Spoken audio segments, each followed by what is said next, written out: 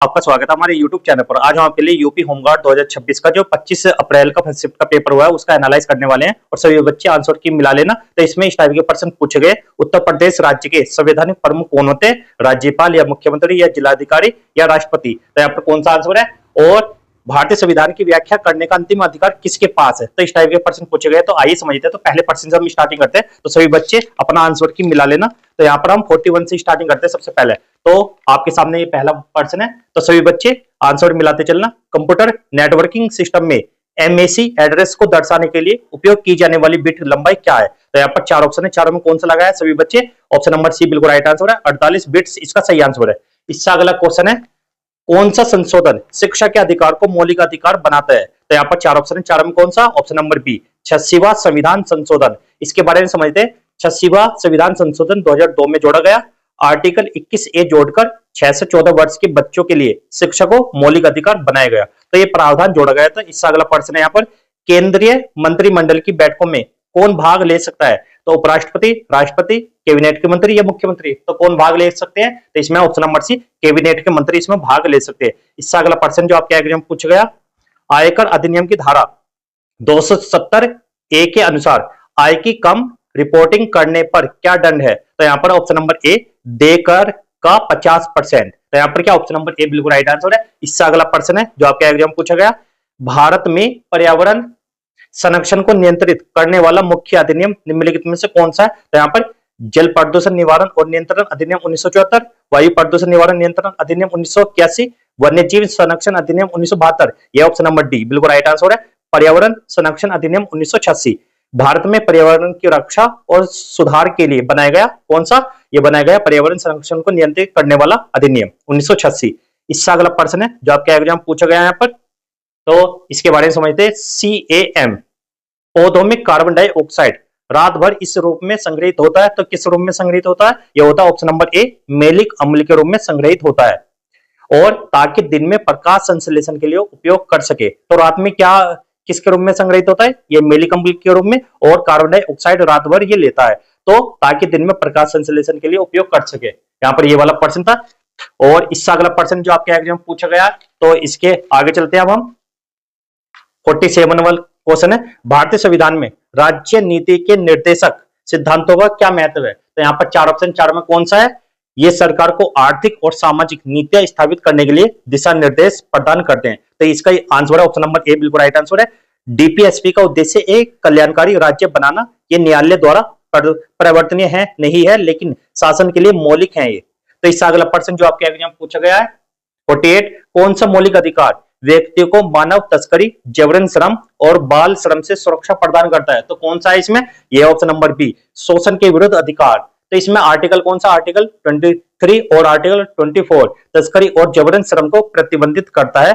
यह है 23 और 24। इससे अगला प्रश्न है जो आपके एग्जाम पूछा गया, भूमि अधिग्रहण, पुनर्वास और पुनर्स्थापन अधिनियम 2013 के तहत सार्वजनिक निजी भागीदारी पीपीपी परियोजनाओं में भूमि अधिग्रहण के लिए प्रभावित परिवारों में आवश्यक सहमति का न्यूनतम प्रतिशत क्या है? तो यह ऑप्शन नंबर डी 70%। तो यहां पर समझना, सार्वजनिक निजी भागीदारी परियोजना के लिए कितना? 70%, और निजी परियोजना के लिए 80% है इसमें। इससे अगला प्रश्न जो आपके एग्जाम पूछा गया है, यह है 50वां मोटर वाहन अधिनियम 1988 द्वारा तृतीय पक्ष के बीमा के संबंध में क्या प्रावधान है? यह ऑप्शन नंबर सी, यह सभी वाहनों के लिए अनिवार्य, जो सड़कों पर चलते हैं उनके लिए क्या है? यह अनिवार्य है। तो इससे अगला प्रश्न जो आपके एग्जाम पूछा गया है, इससे अगला प्रश्न है, भारतीय संविधान का निम्नलिखित में से कौन सा अनुच्छेद पंचायतों की संरचना से संबंधित है? यह ऑप्शन नंबर सी अनुच्छेद 243C।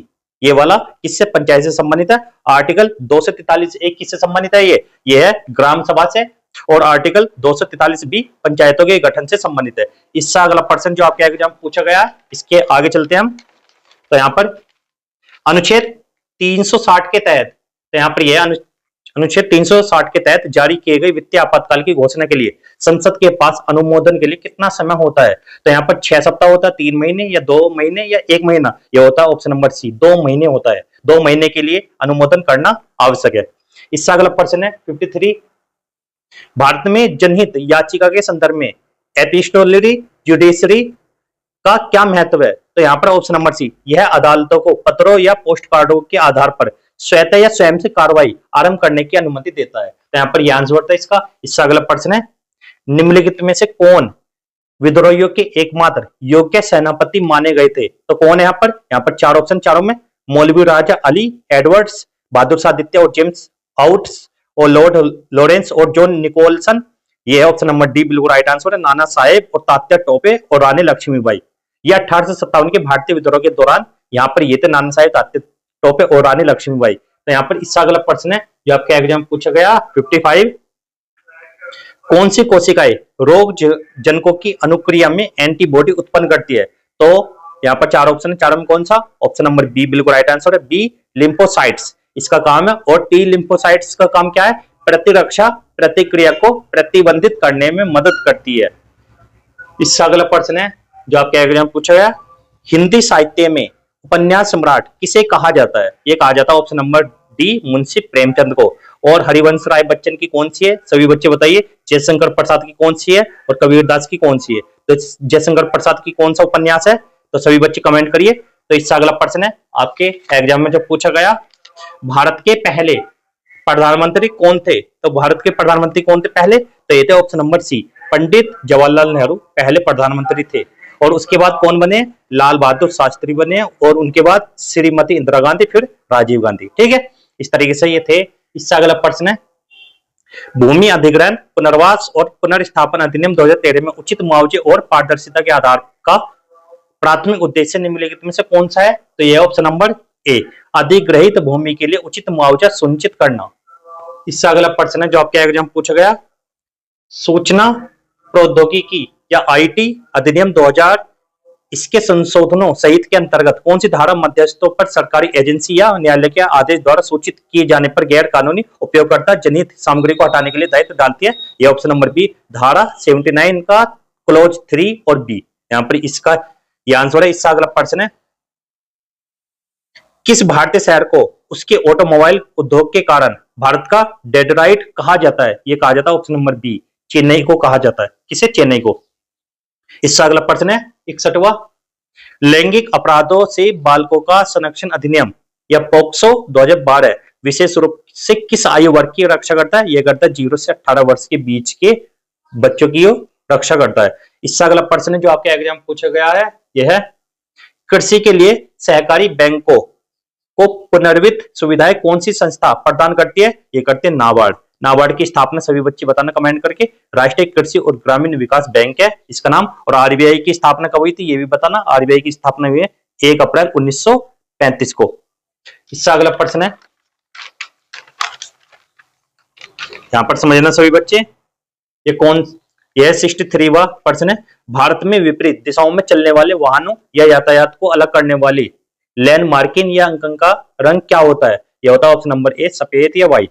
इससे अगला प्रश्न है, भारत में स्थानीय स्वशासन की संरचना और कार्य प्रणाली से संबंधित कानून बनाने का अधिकार किसके पास है? ये किसके पास है? यहाँ पर ऑप्शन नंबर सी, राज्य विधानमंडल के पास है। और यहाँ पर क्या है? ये 7वीं अनुसूची की राज्य सूची के अंतर्गत कार्य करता है। इससे अगला प्रश्न है जो आपके एग्जाम पूछा गया, उत्तर प्रदेश राज्य के संवैधानिक प्रमुख कौन होते हैं? ये होते हैं ऑप्शन नंबर ए, राज्यपाल। और संघ का या केंद्र का कौन होता है? ये होता है राष्ट्रपति, संवैधानिक प्रमुख होता है। ठीक है, इससे अगला प्रश्न है, भारतीय संविधान की व्याख्या करने का अंतिम अधिकार किसके पास है? भारत की संसद, भारत के सर्वोच्च न्यायालय, भारत के प्रधानमंत्री या भारत के राष्ट्रपति? तो अंतिम अधिकार किसके पास है भारतीय संविधान का? यह ऑप्शन नंबर बी, भारत के सर्वोच्च न्यायालय के पास है। संविधान का अंतिम व्याख्याकार भी और संरक्षक भी कौन है? ये भारत के सर्वोच्च न्यायालय। इससे अगला प्रश्न है, किशोर या न्याय बच्चों की देखरेख और संरक्षण अधिनियम 2015 के तहत बाल कल्याण समिति CWC का उद्देश्य क्या है? तो यह ऑप्शन नंबर डी, जरूरतमंद बच्चों के लिए देखभाल और संरक्षण प्रदान करना इसका कार्य है। इससे अगला प्रश्न है जो आपके एग्जाम पूछा गया है, 2024-25 तक भारत में प्रत्यक्ष विदेशी निवेश FDI प्रवाह में किस क्षेत्र का नेतृत्व रहा? तो यह रहा ऑप्शन नंबर बी, सेवा क्षेत्र का सबसे ज्यादा नेतृत्व रहा है। इससे अगला प्रश्न जो आपके एग्जाम पूछा गया, निम्नलिखित में से कौन सी अखिल भारतीय सेवा नहीं है? तो जो ए है भारतीय राजस्व सेवा, ये अखिल भारतीय सेवा नहीं है, लेकिन भारतीय प्रशासनिक सेवा IAS, भारतीय पुलिस सेवा IPS, ये भारतीय वन सेवा IFOS, ये तीनों क्या भारतीय अखिल भारतीय सेवा है। ये संविधान के तहत वर्णित है। इससे अगला प्रश्न है जो आपके एग्जाम पूछा गया, जनसांख्यिकीय संक्रमण परिवर्तन के प्रथम चरण की विशेषता क्या है? यह ऑप्शन नंबर बी उच्च जन्म और मृत्यु दर से संबंधित है। इससे अगला प्रश्न जो आपके एग्जाम पूछा गया, सर्वोच्च न्यायालय के किस निर्णय ने बच्चों के लिए निःशुल्क और अनिवार्य शिक्षा का अधिकार अनिवार्य किया? यह ऑप्शन नंबर बी उन्नी कृष्ण JB बनाम आंध्र प्रदेश राज्य के तहत और आर्टिकल 21 के तहत अनिवार्य शिक्षा बनाया है। और ये निःशुल्क, और ये कौन से आर्टिकल में? आर्टिकल 21 और 21A के तहत ये 2002 में जोड़ा गया था यहाँ पर, ठीक है, 86वां संविधान संशोधन के तहत। इससे अगला प्रश्न है, उत्तर प्रदेश में तहसीलदार की प्राथमिक भूमिका क्या है? तो यहाँ पर क्या ऑप्शन नंबर ए बिल्कुल राइट आंसर है, राजस्व संग्रहण एवं प्रशासन की जिम्मेदारी करना। इससे अगला प्रश्न है, भारतीय नागरिक इससे अगला प्रश्न है, भारतीय नागरिक सुरक्षा संहिता 2023 की कौन सी धारा अनुपस्थिति में विचारक परीक्षण का प्रस्ताव पारित करती है? तो ये करती है ऑप्शन नंबर बी धारा 356। इससे अगला प्रश्न है जो आपके एग्जाम पूछा गया, भारतीय संविधान का कौन सा अनुच्छेद भारत के चुनाव आयोग की स्थापना करता है? ये करता है ऑप्शन नंबर सी अनुच्छेद 324 ये चुनाव आयोग की स्थापना करता है। इससे अगला प्रश्न है, तस्मानिया द्वीप राज्य किस देश में स्थित है? यह ऑस्ट्रेलिया द्वीप में स्थित है। इससे अगला प्रश्न है, भारत के पहले सहकारी multi feed compressed biogas CBG संयंत्र का उद्घाटन कहां किया गया? ये किया गया ऑप्शन नंबर सी पुणे में। इससे अगला प्रश्न, दिल्ली सल्तनत पर किस महिला ने एकमात्र महिला शासक के रूप में शासन किया? Option number B Razia Sultan के रूप में कार्य किया है। इससे अगला प्रश्न, कौन सी पर्वत श्रृंखला फ्रांस और स्पेन के बीच प्राकृतिक सीमा बनाती है? यह ऑप्शन नंबर बी यह है पाइरेनीज। इससे अगला प्रश्न है, निम्नलिखित में से कौन सा भारतीय राज्य चीन के साथ सीमा साझा नहीं करता? यह है option number B D Manipur. Uttarakhand भी और सिक्किम अरुणाचल प्रदेश सभी चीन के साथ सीमा साझा करते हैं। इससे अगला प्रश्न है, निम्नलिखित में किसके पास चुनाव याचिका को सुलझाने का अधिकार है? ऑप्शन नंबर बी उच्च न्यायालय के पास यहाँ पर यह अधिकार है। और भी क्वेश्चन है उन्हें अगले वीडियो में लाएंगे। तब तक के लिए गुड बाय, जय हिंद जय भारत। और वीडियो अच्छी लगी तो वीडियो को लाइक करना, चैनल को सब्सक्राइब करना। मिलता है अगले वीडियो में, तब तक के लिए गुड बाय, जय हिंद जय भारत।